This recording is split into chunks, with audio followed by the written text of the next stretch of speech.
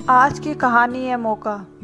एक बार एक नौजवान लड़का एक किसान के पास जाता है और बोलता है कि मुझे आपकी बेटी बहुत पसंद है और मुझे उससे शादी करनी है। तब किसान ने कहा कि कोई बात नहीं, अगर आपको मेरी बेटी से शादी करनी है तो कर लीजिए, मुझे कोई प्रॉब्लम नहीं है, लेकिन उससे पहले आपको एक परीक्षा पास करनी होगी। लड़के ने कहा, ठीक है, मैं परीक्षा पास करने के लिए तैयार हूँ, बताइए कौन सी परीक्षा पास करनी है। तब किसान ने कहा, ठीक है, कल शाम को तुम हमें गांव के बाहर मिलना।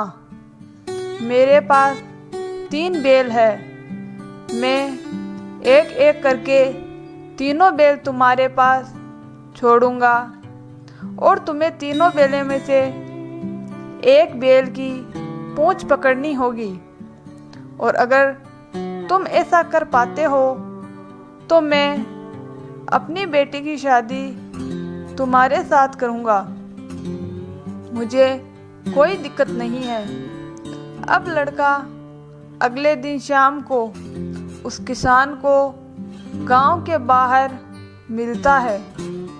गांव के सारे लोग इकट्ठा हुए और सभी लोगों के सामने किसान ने अपना पहला बैल छोड़ा।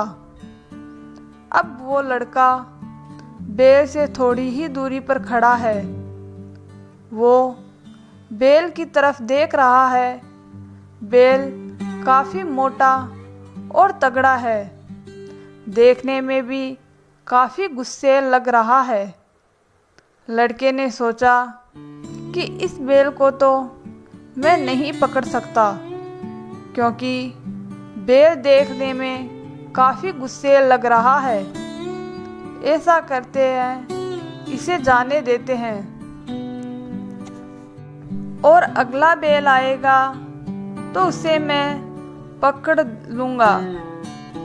यह सारी बातें सोच के वह लड़का उस बैल को जाने देता है। अब किसान अपना दूसरा बैल छोड़ता है। दूसरे बैल की सींग बहुत बड़ी थी और वह लड़का दूर से उस सींग को देख रहा था। वह बैल के सींग देख के काफी परेशान हो जाता है। वह सोचता है, इसके सींग इतने बड़े हैं, यह मुझे मार देगा, छोड़ेगा नहीं। और इस बैल के सींग के कारण वह लड़का इस बैल को भी नहीं पकड़ पाता है और उसे भी जाने देता है। अब किसान अपना आखिरी और तीसरा बैल छोड़ता है। अब लड़के के देखा कि तीसरा बैल देखने में काफी दुबला पतला और कमजोर लग रहा है। ऐसा लग रहा है कि कई दिनों से बीमार था।